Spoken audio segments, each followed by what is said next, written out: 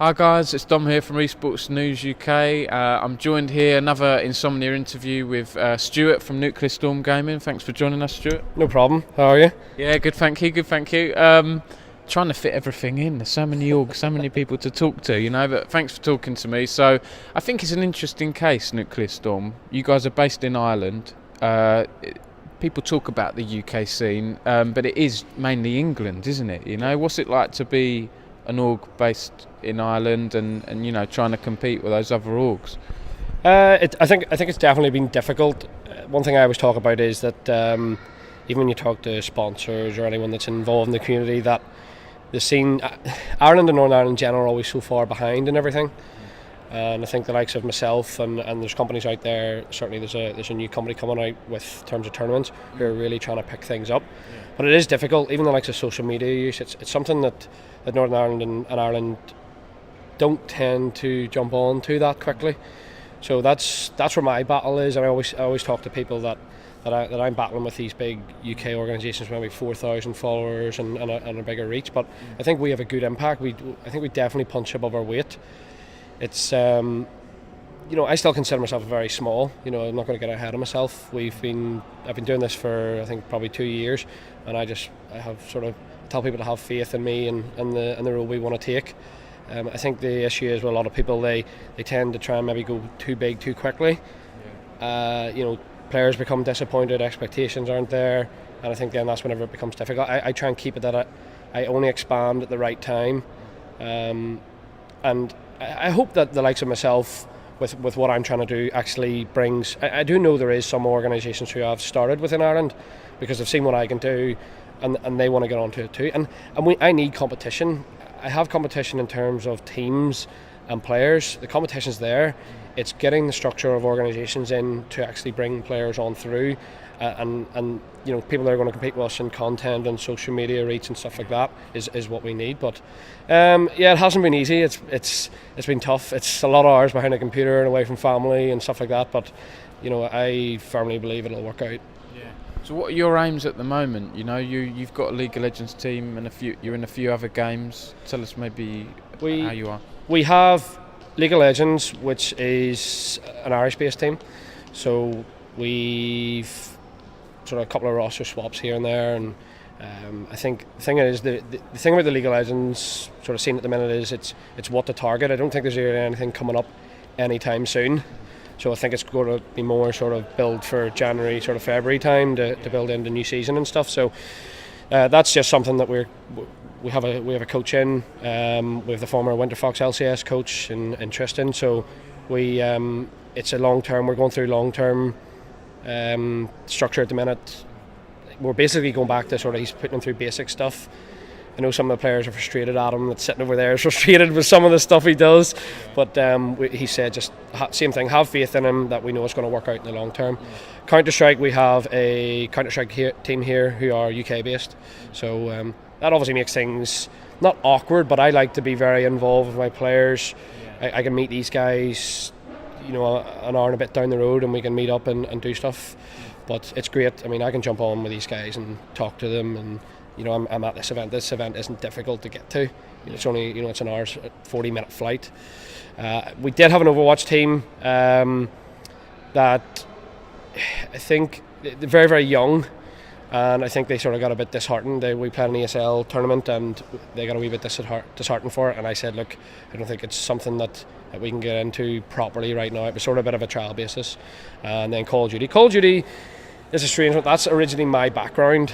I was console from 17 right through to 23, and I sort of fell away from Call of Duty because obviously the community, it's back to boots on the ground now. It's back to people wanting sort of straight up shooting. So we've 3 local guys who are interested in possibly putting themselves into a house. So that could be pretty big for us. They really want to go at it, and we're going to try and support them as much as we can, and go at it. They're busting to get into the back to boots on the ground and proper Call of Duty. So it is something that's another long term thing. The new game comes out in November, and the plan is hopefully get a team sorted with a manager possibly in the house, and all our content and everything to go with it, and really try and push that. And that's handy for me because it's even less. These guys are the League of Legends team are from Dublin, and the other guys are from the north, so it's an hour away less if I can without traffic. So yeah, it's good. Things are going okay. In terms of expansion, depends. I think I'm happy with what we've got at the minute. If I can work with that, and everyone sort of has faith in me and the guys around me that we can do something good for them. Hopefully, maybe starting next year you'll start seeing us in bigger and better things. Cool. Hopefully, yeah. I mean, it's interesting you mentioned Call of Duty and Overwatch because they're two games that UK are quite good at the minute. There's quite a few pro UK players, and there's Team UK did quite well in the Overwatch World Cup, group stages Call and Duty stuff. As well. I think the Call of Duty this year, I'm pretty sure it was 4 UK teams get into I think something like the top 8, certainly the knockout stages, which hasn't been done in quite some time. I know Splice won an event on American soil, which is the first time ever. So yeah, we did something. So things are definitely starting to progress. I think the players are realising that they're playing more to compete with the Americans. The Americans have so much talent there. They're all bouncing off each other and able to play. And I think the Europeans and the UK weren't really doing that. The standard wasn't there. But UK seems to be overtaking Europe. I don't think there was any Spanish or French teams, full teams at COD Champs. So it looks doing well, aren't we? Yeah. Okay. You mentioned frustrations earlier. That was quite interesting. So that's from your Winter Fox coach. What kind of things is he frustrating the team with? So he has them set on where he only gives them a certain amount of champions. Is it per week? So per week, and they're not allowed to play anything else. So even they can't play champs that they're confident with, like their mains. They have to try 3 in the meta or outside the meta. No, to it doesn't. It can be he tells them it's like 4 or 5 possibly, and he will tell them you're only allowed to play these. I think I know certainly when we were talking about the jungler, I think he's gone back to it's gone from champions that are just auto click to then champions with skill shots. So he's trying to build it back to, and he's doing jungle pass and which one clears quicker and matchup. So he's going quite sort of complex with it. So, but it's getting these guys to fill in the solo queue sheets as well is another one. But no, it's getting these guys. I think the problem with the Irish scene is they're not used to organisations. So us coming in and trying to put that structure there, they're not used to it. So it's us having to harp on I try and do it every Sunday. I try and get the schedule filled in every Sunday and all our stuff done on a Sunday for the upcoming week. So frustrating part is it's getting them to say have faith in us and look at the long term to say fill in your solo queue sheets and just listen to the coach and trust him. So. It's good that your players are doing that, even if there is frustration. Because we were talking earlier before the camera was rolling about player power in esports and UK sports in particular, because I've seen it a lot. Players do have power over their orgs. We were chatting about Eminem Gaming earlier. I'm sure they won't mind me saying that they bought the Challenger Series slot off the players. They had an agreement in place before they won the UK Premiership that the players own the spot. And we were talking about other sports teams. You play for a local football team, the players aren't going to own the spot. I know esports is completely different. I'm not having a go at anyone, but it's just interesting to raise that point. What are your thoughts on player power? Yeah, I think it's something that I haven't talked about a lot. Obviously, I've put a couple of things out, but I think certainly at this level, esports, the stability isn't there for players, and I think it's hard because there is people like myself. I'm just a normal working class person that's trying to create something for players. Like some of the players probably get paid more than me in their jobs, and I'm the one that's obviously trying to put the structure behind it and money behind it and get money. So I think the point I always try and make, and I come from a big rugby background, and the point I always try to make is that you go to your rugby training on a Tuesday and a Thursday and you play a match on a Saturday and you've no arguments about that. Whereas, I'm hearing a lot of things, people saying to me, well, to get your players to play, you need to pay them. which I think is totally the wrong mindset. People always say it about YouTube. People say if you're going into YouTube with the mindset that you want to make money, you're not going to make it. You got to enjoy it first.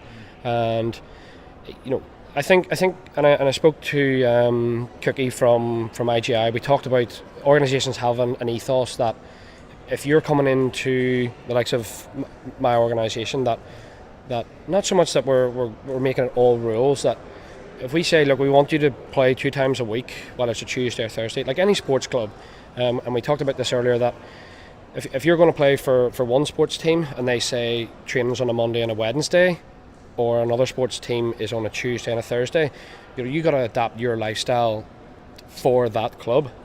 And I don't see why there should be any difference with gaming organisations. It's the same principles apply. I certainly try and look at NSG as a sports club. Like for our apparel and anything we do. Anyone that asks me, certainly within Ireland, people always say, like, what is it you do? What is it? And I explain to them that it's like sport. We play other teams, we sell our own stuff, tournaments and all that there. So it's the same principles. So I think organisations probably need to take more of a stand and say, well, this is how we want to run it. And I think that if someone has to train Tuesday and Thursday, adapt to that. If you're pumping that many hours into a game, you're playing for money. Why wouldn't you do that?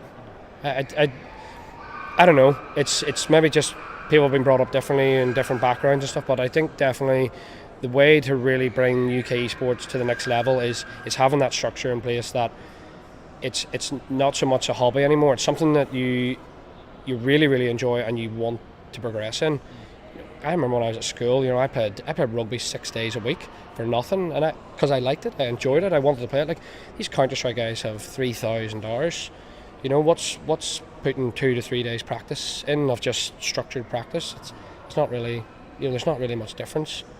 It's interesting as well. Like, I'm not sure if higher prize pools would increase player power, or if it would give more power to the orgs, because you'd get the few top players probably banding together, going to an org saying, here are our terms. And okay, if a couple of orgs that stick to their guns will say no, they'll just go to the next. Yeah. They'll eventually find an org that will do it for give all the power to the players. So I don't know. What are your thoughts on raising prize pools? One topic I always talk about is that obviously esports doesn't really have essentially like a governing body. If I play rugby and I sign for a club, I cannot play for another club. I'm cup tied or whatever. Whereas anyone in this hall right now can go and make a team and join any tournament. There's no structure there to say, I'm sorry, but it's only a team that's registered can play under a certain name. I think that's where the issue is in my opinion. We battle with it, and people say that contracts, the contracts aren't really important unless there's big money involved. There's no point. But the likes of us, if I'm putting so much into this, and you'd probably almost put the contracts in place so that it's the principles of it that if anything did go wrong and the player left, whatever, it didn't matter. The money doesn't matter at that stage. It's about the principle of it and trying to keep things right. But certainly, I think the struggle of not having that governing body there to say, you've signed with this club for 6 months, you cannot go to another one. Anyone can leave me at any stage, and that's probably where I have struggled. Certainly with regards to events, we've only really started getting to events now because the names got there at the start. We had players leaving before events and it wasn't possible. So we had nothing, we have nothing to fall back on. But so now, I've built a reputation, I have a good reputation with my players that they have faith and loyalty in me. Now, it's not always going to be that way, but we have, it's the only real choice I have at the minute is to try and hopefully, your players are so important. I always say that players are the most important thing. It's like a football club.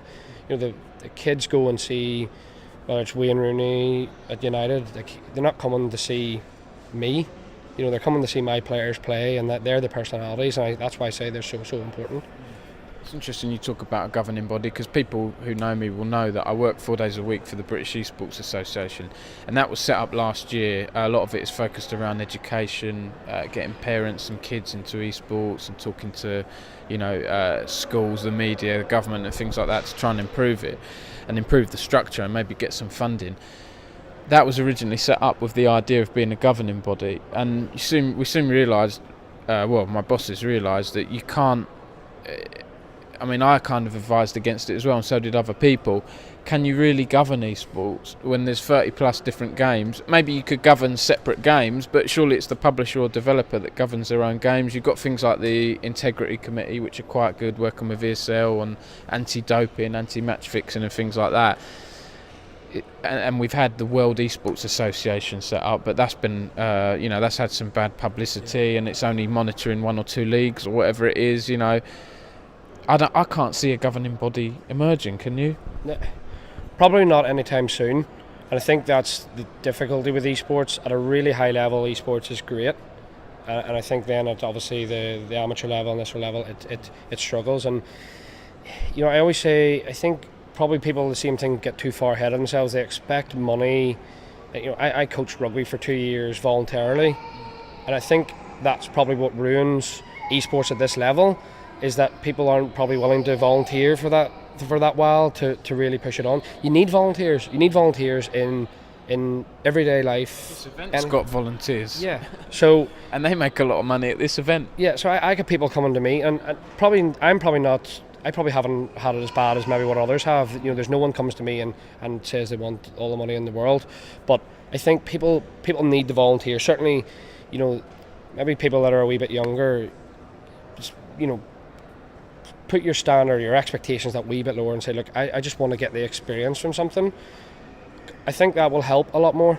I think too many, as I say, I said to you earlier, if someone was to ask me how an esports org is to start, it's a combination of things. So someone coming to me and say, look, I want to be a manager, is it really worth me paying someone that's maybe only going to do a couple of things that I can do already? So it's a difficult one. I think you and I both know that it's something, you say, governing body, when it's going to happen, who knows. It needs to happen to really make it that wee bit more structured, and when it'll happen, not sure. Don't know. Stuart, it's great chatting to you. Is there anything else you wanted to add to? No, it's great to get the opportunity to do something like this. I enjoy doing this stuff. It's just me being honest and chatting. I'll give you an honest opinion and stuff. So yeah, I've enjoyed it. It's been good. Cool. So appreciate it. Thanks, Stuart. Cheers. Thanks very much. And I'll be here the next few days, more I-61 interviews, so check back on the site over the next few days.